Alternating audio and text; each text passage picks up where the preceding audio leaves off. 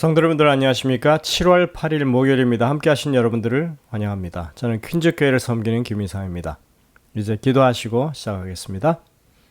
하늘에 계신 아버지 하나님, 오늘도 저에게 이 하루를 허락하시고 주님의 생명과 또 구원의 믿음을 가지고 살아갈 수 있게 하시니 감사드립니다. 저희들로 하여금 언제나 주님 곁에 서게 하시고 주님 말씀에 합당한 삶을 살아갈 수 있도록 지혜와 능력과 힘을 더하여 주옵소서.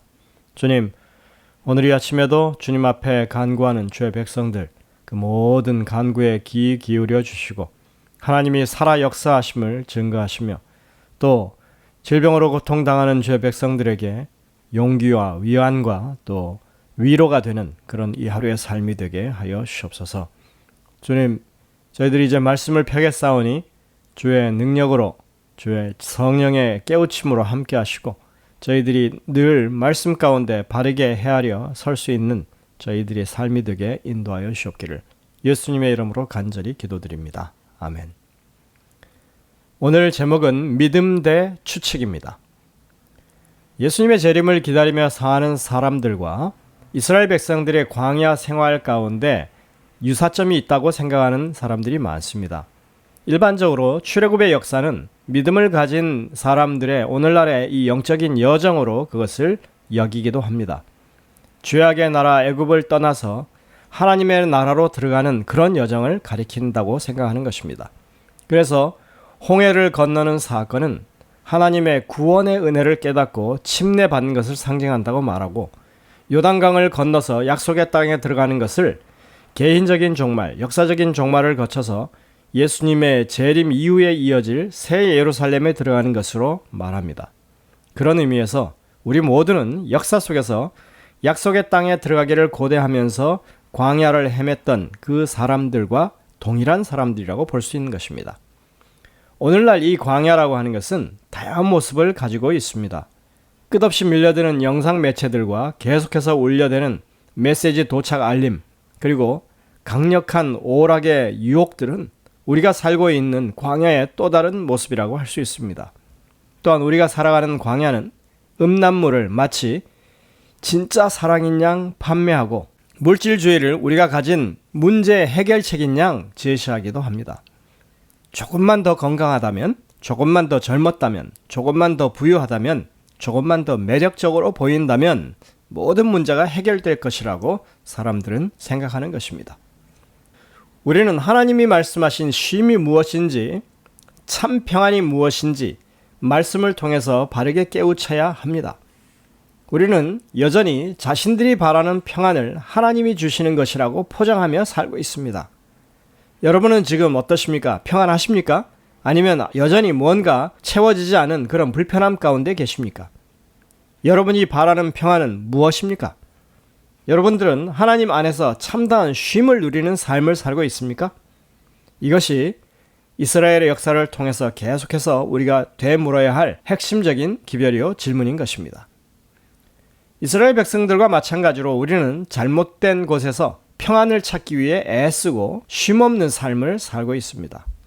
오늘 우리는 가데스 바네아의 사건의 나머지 부분을 통해서 우리가 어떤 쉼, 어떤 평안을 추구해야 할 것인지 깊이 깨우쳐야 할 것입니다. 민수기 14장 39절부터 45절에는 하나님이 이제 판정을 내리시죠. 그들이 그 반역을 했기 때문에 결국은 그들이 가나안 땅에 들어가지 못하게 될 것이라고 하는 그 판정을 내렸을 때 그 반역의 대가를 치러야 할 것임을 말씀하자 이스라엘 백성들이 보였던 그 반응을 기록하고 있습니다. 그들의 반응이 무엇이 잘못되었는지 우리가 지혜롭게 판단하면 좋겠습니다. 모세가 이 말로 이스라엘 모든 자손에게 알림해 백성이 크게 슬퍼하여 아침에 일찍 일어나 산 꼭대기로 올라가며 이르되 보소서 우리가 여기 있나이다. 우리가 여호와께서 허락하신 곳으로 올라가리니 우리가 범죄하였음이니이다. 모세가 이르되 너희가 어찌하여 이제 여호와의 명령을 범하느냐? 이 일이 형통하지 못하리라. 여호와께서 너희 중에 계시지 아니하니 올라가지 말라. 너희의 대적 앞에서 패할까 하노라. 아말렉인과 가나안인이 너희 앞에 있으니 너희가 그 칼에 망하리라. 너희 여호와를 배반하였으니 여호와께서 너희와 함께하지 아니하시리라 하니 그들이 그래도 산 꼭대기로 올라갔고 여호와의 언약궤와 모세는 진영을 떠나지 아니하였더라. 아말렉인과 산간지대에 거주하는 가나안인이 내려와 그들을 무찌르고 호르마까지 이르렀더라. 이들이 보인 하나님의 심판에 대한 반응은 사실 그들이 이제까지 늘 보이던 모습과 다르지 않습니다. 그들은 우리가 여호와께서 허락하신 곳으로 올라가니 우리가 범죄하였나이다 라고 말합니다. 자신들이 범죄한 것은 인정합니다. 하지만 하나님이 말씀하신 하나님의 이 처분, 즉 그들이 가야 할 약속의 땅에 들어가지 못한다는 말씀은 받아들이지 않겠다는 것입니다. 그들은 지금 생떼를 쓰고 있습니다. 그들이 바라는 것은 이 광야 생활을 빨리 청산한 것이었기 때문에, 그게 가장 중요했기 때문에 그것을 이루지 못한다면 그들은 하나님의 말씀을 따르지 않는다는 것입니다. 그들은 자신들이 지금 무슨 죄악을 저지르고 있는지, 그것이 얼마나 심각한 죄악인지 모르고 있습니다. 이 상황에서 그들이 범죄했다고 하는 말은 면피용 멘트일 뿐입니다. 회개하는 마음이 아닙니다. 우리가 잘못했다. 그러나 하나님의 뜻을 전적으로 받아들이지 못하겠다 하는 것이죠. 이렇게 절반만 드리는 그런 헌신은 마치 잘못 접종된 백신과 같습니다. 그런 헌신은 효과를 발휘하지 못합니다. 오늘날 의사들은 아기가 태어난 후에 24시간 이내에 B형 간염 예방주사를 맞히도록 권장합니다. 하지만 그것은 시작에 불과하죠. 첫 번째 예방접종에 이어서 두 번째 혹은 세 번째 예방접종을 적절한 시기에 적절한 방법으로 진행하지 않으면 B형 간염으로부터 예방이 불가능합니다. 이와 마찬가지로 하나님께서 말씀하신 일들에 대해서 우리가 그것을 인정하고 받아들이는 그런 삶을 살아야 하는 것입니다. 하지만 그들은 여전히 하나님의 기별의 엄중함을 무시하는 것입니다. 하나님의 말씀을 무시하고 모세의 지도나 언약궤 없이 고집스럽게 공격을 감행한 이 민수기 14장 후반부에 기록되어 있는 이스라엘 백성들의 반역적인 이 반항은 실망과 죽음으로 끝을 맺고 맙니다. 그들은 하나님이 출애굽시켰으니 우리를 책임지지 않겠나 생각하는 것입니다. 하나님이 우리를 약속의 땅으로 인도하는 것이 목적이었으니까 우리가 스스로 그곳으로 올라가면 하나님이 어쩌겠냐 하는 것입니다. 해 주실 수밖에 없을 것이다 라고 억지를 부리고 있죠. 모세는 그들이 계속 전진하면 결국 망하게 될 것이라고 경고했지만 그들은 여전히 모세의 말에 귀 기울이지 않습니다. 그들은 변한 게 하나도 없습니다. 그저 자신들이 원하는 것을 얻을 수만 있다면 지도자를 통해서 일하시는 하나님의 원칙도 하나님의 경고의 말씀도 무시하고 욕심을 이루려는 그런 생각밖에 없는 것입니다. 물론 이스라엘 모든 사람들이 다 여기에 가담한 게 아니겠죠. 일부 무모하고 과격한 사람들이 끝끝내 그들의 고집을 꺾지 않고 자신들에게 주어진 삶의 기회, 구원의 기회를 스스로 저버리고 만 것입니다. 신약에 와서 바울은 이스라엘 백성들의 이 광야의 경험들을 거울 삼아서 우리가 어떻게 행해야 할 것인지 그 믿음의 자세를 권고하고 있습니다. 고린도전서 10장 1절부터 10절에 보면 그 이야기가 나옵니다. 형제들아, 나는 너희가 알지 못하기를 원치 아니하노니 우리 조상들이 다 구름 아래에 있고 바닷 가운데로 지나며, 여기서 말하는 구름은 구름 기둥을 말하고 있죠. 하나님께서 그렇게 인도하셨다는 얘기입니다. 그리고 이 바닷 가운데로 지났다고 하는 것은 홍해 사건을 가리킵니다. 자, 모세에게 속하여 다 구름과 바다에서 침례를 받고, 이 바울은 매일매일 구름 기둥으로 인도하시는 그 사건과 홍해 사건을 침례에 비교하고 있습니다. 다시 말해서 우리가 성령의 감동하심 가운데 매일매일을 살아가야 할 것을 이야기하는 것입니다. 다 같은 신령한 음식을 먹으며 만나를 먹었다는 얘기죠. 이건 하나님의 말씀에 우리가 감동되는 삶을 가리킵니다. 다 같은 신령한 음료를 마셨으니 이는 그들을 따르는 신령한 반석으로부터 마셨음에 그 반석은 곧 그리스도시라. 여러분들, 예수님이 이 땅에 오셔서 사마리아 여인에게 하신 말씀이 내가 내게 주는 물은 영생토록 그 배에서 솟아나는 물이라고. 그러니까 이 반석에서 생수를 얻은 우리의 이 인생의 모든 갈증을 해결할 수 있는 것이 그리스도로부터 말미암은 은혜라고 하는 것을 강조하는 말씀입니다. 그러나 그들의 다수를 하나님이 기뻐하지 아니하셨으므로 그들이 광야에서 멸망을 받았느니라. 하나님이 그들을 미워하신 게 아니죠. 그들이 반역해서 그렇게 스스로 멸망을 자초하는 것입니다. 이러한 일은 우리의 본보기가 되어 우리로 하여금 그들이 악을 즐겨한 것 같이 즐겨하는 자가 되지 않게 하려 함이니.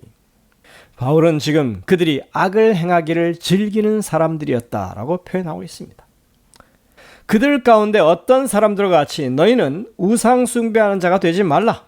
기록된 바 백성이 앉아서 먹고 마시며 일어나서 뛰논다 함과 같으니라. 여러분들, 이거는 이스라엘 백성이 금송아지를 만들어서 그렇게 춤추며 경배했던 것을 가리키고 있습니다.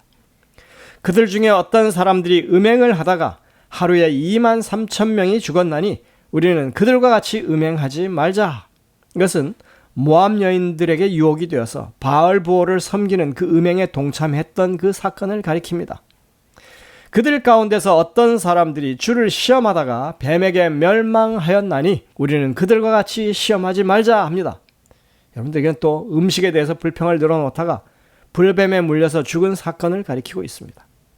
그들 가운데서 어떤 사람들이 원망하다가 멸망시키는 자에게 멸망하였나니 너희는 그들과 같이 원망하지 말라. 이것은 고라와 다단과 아비람의 반역 사건을 말하고 있습니다. 이렇듯이 신약에 와서 바울은 이스라엘 백성들이 광야에서 행했던 그 범죄 행위들을 그리스도인의 삶의 교훈으로 삼아야 한다고 피력하고 있는 것입니다. 여러분들, 말씀에 근거하지 않은 믿음은 모두 다 추측입니다. 많은 사람들이 그들 스스로 형성한 사상과 생각을 믿음이라고 생각합니다. 그러나 우리는 항상 말씀에 우리의 믿음이 맞는지 점검해 봐야 합니다. 믿음과 추측은 비슷해 보이지만 분명히 다릅니다. 믿음은 순수하게 하나님의 말씀을 따르는 것이고 추측은 오염된 것입니다. 결국 인간의 오염된 생각으로, 오염된 믿음으로 추측에 근거해서 자기 믿음을 근거로 결국 그 대가를 치르고 마는 것입니다. 추측은 우리를 죽음으로 이끕니다. 종종 추측은 두려움 때문에 유발되기도 하죠. 너무 근심이 많은 것입니다. 마음에 평안이 없기 때문에 그렇습니다. 무언가에 대한 두려움으로 인해서 우리는 훗날 후회하게 되는 그런 추측과 결정을 하게 되는 것입니다. 영감의 교훈에 보면 이렇게 말씀하고 있습니다.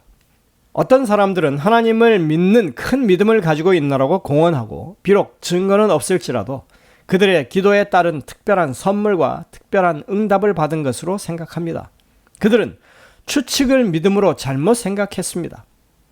믿음의 기도는 결코 잃어버린 바 되지 않습니다. 그러나 언제나 우리가 기대한 그대로의 방법과 요구한 소원 그대로 응답되어야 한다고 주장하는 것은 추측입니다. 교회증언 1권 231쪽. 추측과 믿음은 비슷해 보이죠? 그러나 분명히 추측은 하나님의 말씀에 근거한 것이 아니라 자신의 생각과 기대에 근거한 것입니다.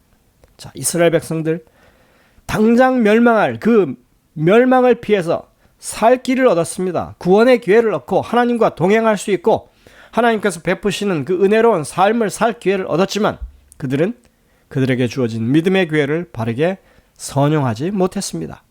그들은 하나님의 말씀에 대해서 있는 그대로의 믿음을 가지지 못하고 추측을 따라 행했습니다. 여러분들, 이러한 상황은 예나 지금이나 변하지 않습니다. 오늘날 얼마나 많은 그리스도인이라 공언하는 사람들이 말씀에 근거하지 않은 추측에 근거한 믿음을 따르고 살아가고 있는지 모릅니다. 내가 하나님께로부터 이런 음성을 들었다. 내가 기도의 응답을 이렇게 받았다. 여러분들, 이 암울한 상황에서 벗어날 수 있는 유일한 길은 하나님의 말씀을 열심히 찾고 성령의 깨우치심으로 그것을 바르게 이해하는 것입니다. 하나님의 백성들인 우리는 하나님의 말씀을 통해서 그분의 참뜻을 살피는 사람들이 되어야 합니다. 그래서 우리가 정말 온전한 믿음으로 설 수 있는 하나님의 백성들이 되시기를 간절히 바랍니다. 기도하겠습니다.